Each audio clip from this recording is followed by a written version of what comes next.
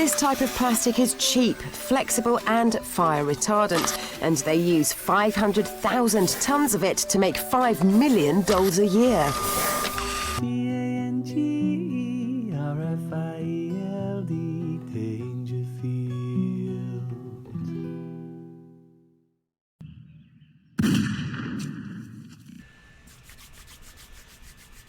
All right there. Man, it's been hot here. Nearly at 17,000 subscribers. So thank you all for that. I mean, it's been a mad run. Recently, 70, 80 new subs a day. I've never known such madness. And I need to thank you for that because YouTube's not really recommending me. I'm not trending. So thanks. Thanks for watching. Thanks for enjoying. And thanks for sharing. Sharing videos with a recommendation really helps. Facebook, Twitter, watch this, you'll like it. Helps the channel like crazy. And while there is a certain amount of ego invested in wanting bigger numbers, I am incredibly happy with what I've got. But it's not just ego, it's leverage. If you've got the numbers, you can get the people on. Now I have got one interview with someone that's going to blow your mind, amazing. But like Jared Taylor, I wrote to Jared Taylor and he said, send me a link to your YouTube channel, and I haven't heard back from him. Now I'm not sure that's only because I tell stories about me having a plop in the middle of the street. If I had 100, 200,000 subscribers, it's in his interests to do that interview. So it's exciting for me that the numbers are going up. So thank you. So the title of this video, which I haven't done yet, but I kind of know what it's going to be. I know that when people can get angry, you get clicks. You know, it's anger is clickbait, frustration, rage.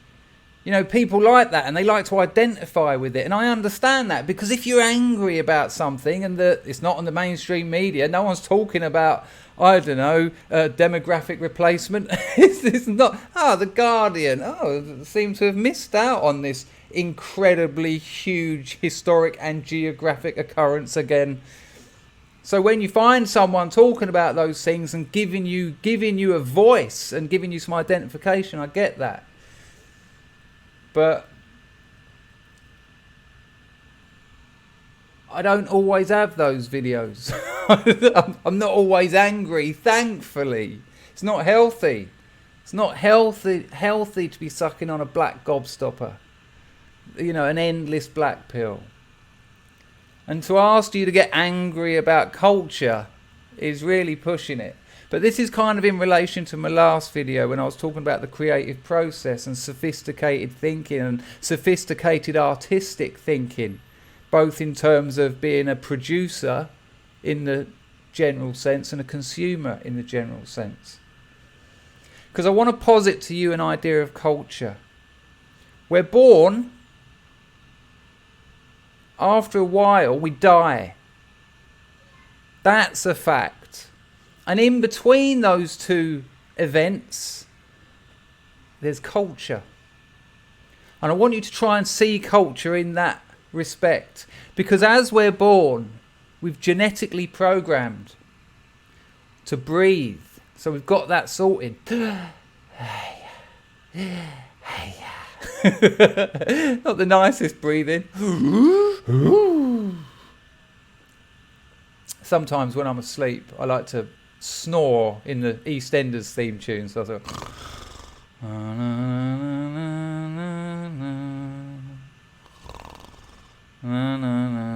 was like, doesn't have the same effect on my Cambodian girlfriend as it did on someone who grew up with EastEnders, but you know, you've got to try out new material in new contexts. But anyway, culture as a distraction from truth. Culture as a distraction from the only truth. You're dying. You're in a process of decay. You're heading towards that point. 100%. And so after the human is genetic programming to breathe, then it starts developing oral, anal, genital fixations and starts understanding about eating and shitting. Plop. And then, of course, reproduction.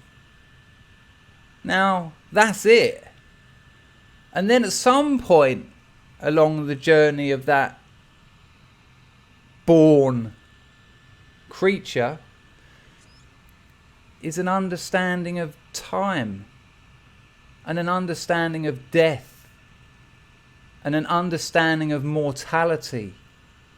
And I think it's fair enough to suggest that alongside an understanding of your own mortality, alongside an understanding of the inevitability of death, comes fear.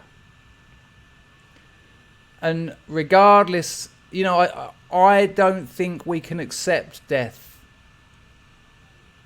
until we're talking to it man to man. And so culture is the vehicle through which we avoid thinking about death. It's a distraction, all of it. Something to fill the space between life and death. But more importantly, something to fill that space and time that keeps your eye off the truth, that keeps you away from the fact. And now, the problem therein is when that culture fails in its job, when that culture has been hijacked by someone, something, and no longer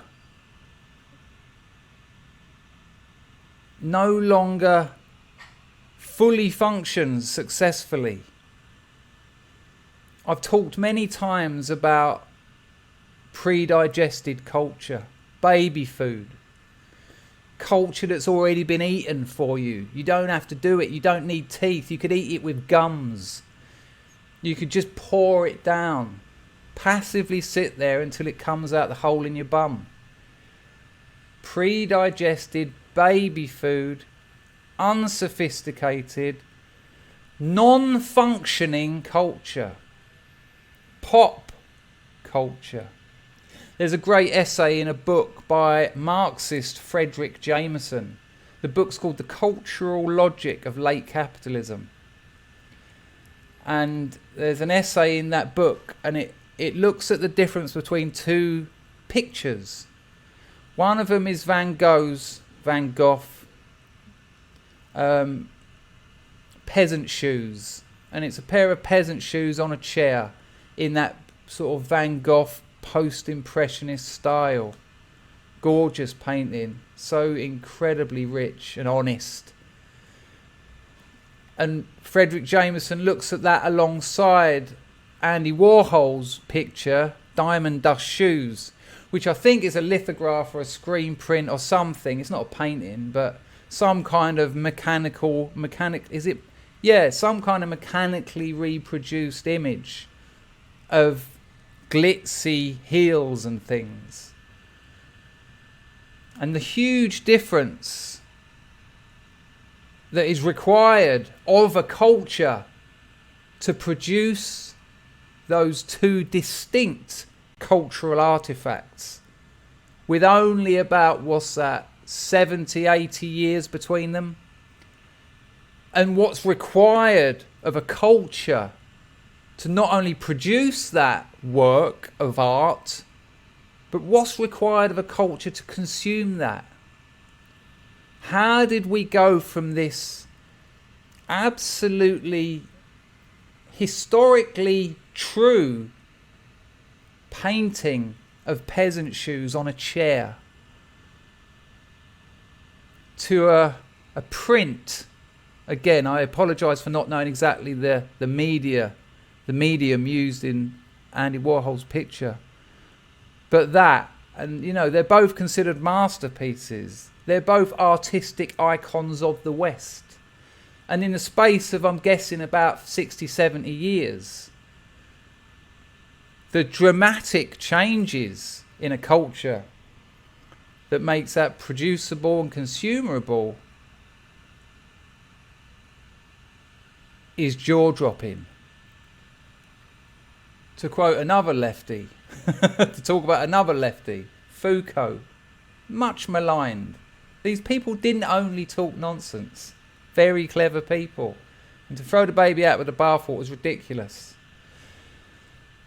Foucault's book Discipline and Punish, which opens with a diary entry of a public execution.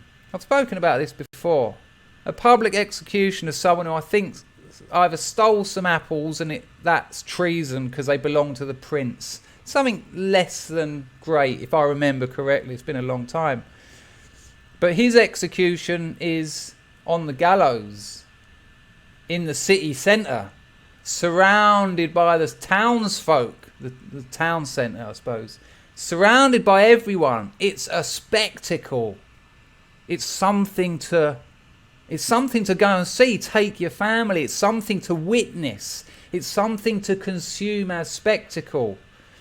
And they didn't pull out, no expense spared. They pulled out all the stops for these kinds of murders. The geezer has his arms and legs ripped off by horses. And yet the horses can't do it. There's too much gristle and tendons and bone. Even this fucking horse, 1 horsepower. They're whipping it and it's... So they have to hack away at his shoulder to get the fucking thing to pull off. And the crowds are watching this and cheering and indulging, engaging, part of this. The Chinese one, which I've talked about before, death by 1,000 cuts. They give the victim opium so that he feels the pain but not enough to pass out. Oh no, you're going to experience this. They chop his tits off. You can see his ribs. There's photographs of it. Turn of the last century. Everyone's watching. They saw his leg off. There's a photograph with the saw in it. George Bataille, who spoke about these series of photos in his book, I think Images of Eros, I think it's that one, said the face of the person who's having their legs cut off, has got no arms, had its tits cut off, he's being killed, death by 1,000 cuts. His face is ambivalent. Is this ecstasy or is this agony? Or are they the same thing? And again, that public punishment was a spectacle for everyone to come and see. Now, like I said, that Chinese one was turn of the last century. I think it's about 1906, something like that, 1905. And that one in Discipline and Punish, I think, is the middle of the 19th century. But don't quote me on that one. I'm plucking that out of the air just on what I know. However, move to the present day. And what happens to our criminals now? What happens to the people we're punishing? How did it go from a public spectacle? It would have been advertised. There would have been flyers. There would have been a town cry, "Hear ye, hear ye, at midday today on the scaffold of doom, yours, Centaur Catani of Aristotia." Public spectacle, big affair, big event, communal event. 100 years' time. Now, they're in little white rooms, out of the way, out of the public gaze, hidden. I mean, what do prisons most resemble? Hospitals. This stuff is not for viewing. This is not for public consumption. Quite the opposite. Tuck it away. We don't want to know what goes on. We see the trial. Oh, the OJ trial, fixed to it, televised, cameras in courts. We don't see any punishments. There's no public spectacle. Why don't they put on telly the electric chair? Why don't they put on telly the the overdose? Point being, what has happened to a culture that just 100 or so years ago produced a public spectacle of torture and punishment, to now hidden buildings out the way, behind closed doors, private, secret. What has happened to a culture that produces that in that 100 or so years? The culture has changed. And if we consider culture as this distractory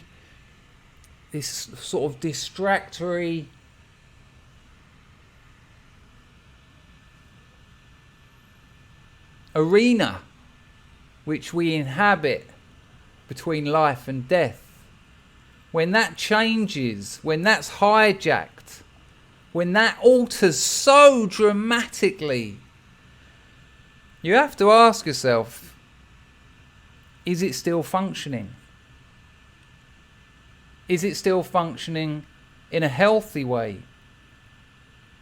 Or is it failing terribly?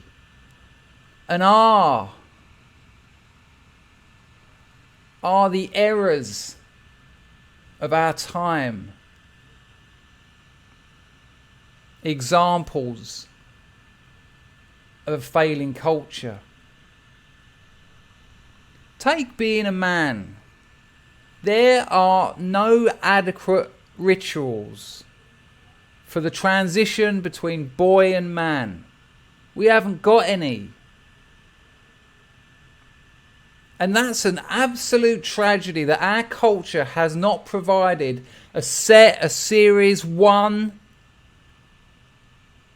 ritual through which we and our community and our family and our people get to celebrate, get to document, get to experience that incredibly significant transition from child to man.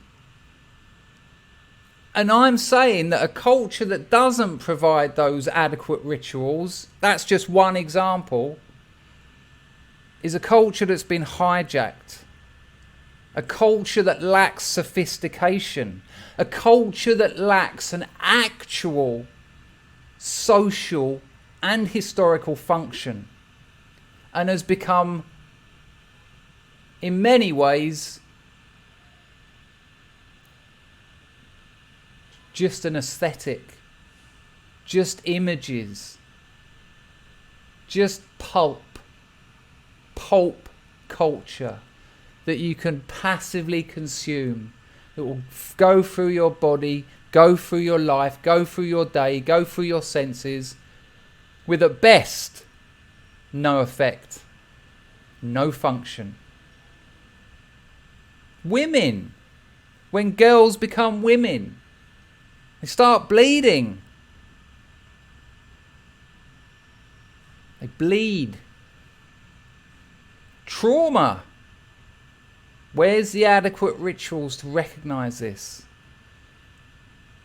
Where's a culture that's required to accept that new woman, to celebrate that change and that growth, to register in the eyes of the family and the community and the person in question this change? Because these adequate rituals, they're not just a show. They're not what public holidays have become. Commercialised, commodified, stolen from us and sold back to us. Series of aesthetics, series of pointless decorative engagements. Such things are real. Such things have a function, have a purpose. And we haven't got them. Look at the Jews. They've got them. Look at Islam. They have them. Western man has been robbed of his culture. That culture that has changed so dramatically in 100 years.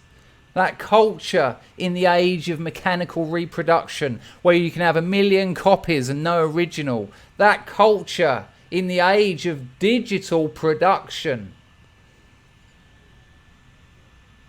lacks any substance, lacks any meaning. Lacks any fucking meaning. And what are the upshots of that? We look for more distraction.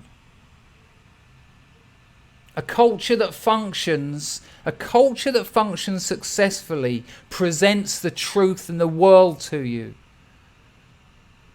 And a culture that fails that causes you to seek out more distraction.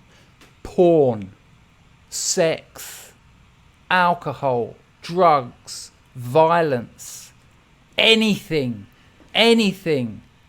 but the fact of death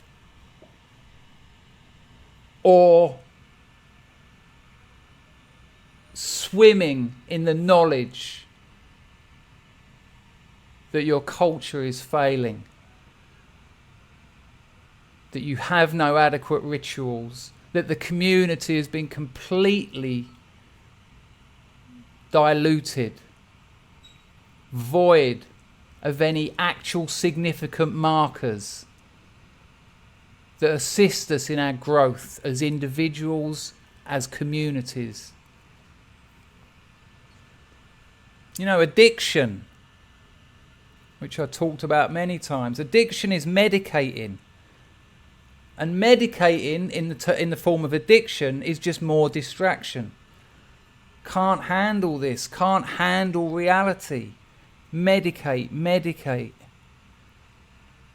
And addiction is flying. Look at the opioid crisis in America. Well, opiates are incredible. They're painkillers. They kill both physical and mental pain. And who's surprised that pain is what's being felt? From young people growing up in a world with no significant cultural markers, celebrations, rituals. They're not there. They're given shit. They're given baby food. They're given Love Island. They're given the Eurovision Song Contest. They're given EastEnders. They're given Friends. Friends says it all, that, doesn't it? Now as a culture, we've managed to completely atomize and alienate you. Here's some Friends. Here's some bullshit, ready-chewed stories of what it's like to have a community of friends. Because the same culture that offers you that bullshit reproduction of friendship is the self-same one that took your friends away from you.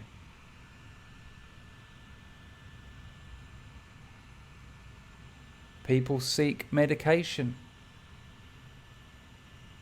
People eat too much. They can't stop eating. Get me away from these feelings. Get me away from these feelings.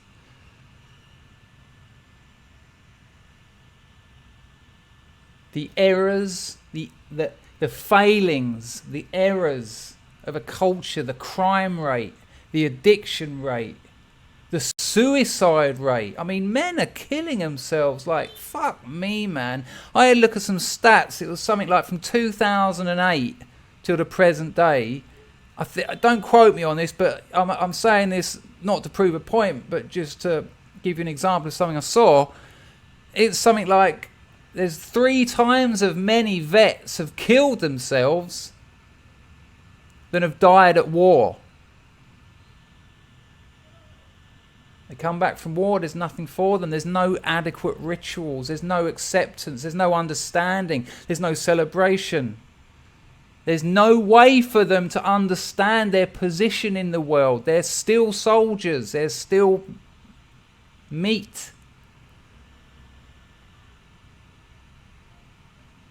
And until culture again becomes sophisticated, where you have to engage with it as an individual, as part of a group, as part of history, as part of the eternal will. Societies will continue failing. And those groups that do have those rituals, that do have a culture that brings them together as people and as a group, they're the ones that will be stronger. When I heard that they want to teach Stormzy in schools rather than Mozart, and when I say they want to, it was suggested, probably The Guardian, because it's more culturally relevant or something. Says it all. Says it all.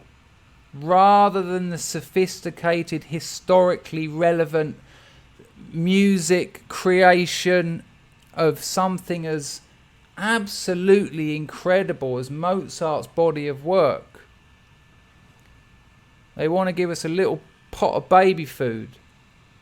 Just some bloke shouting about how crap his life is while he earns another $1 million. Just chug it down. It's a catastrophe of meaning. Because somewhere along the line people realised they could market desires back to us. For the simple reason, the same machine, the same culture industry, had taken those desires from us. And they can give us it back. An impression of it. An illustration of it. A crappy copy of it. Which people lap up because it's all they've got. And so the machine is perpetuated.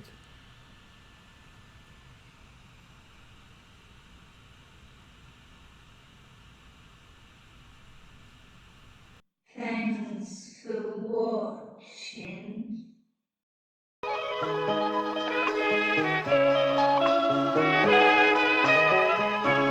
Now we're going to ask the Raydets to help us do the next two.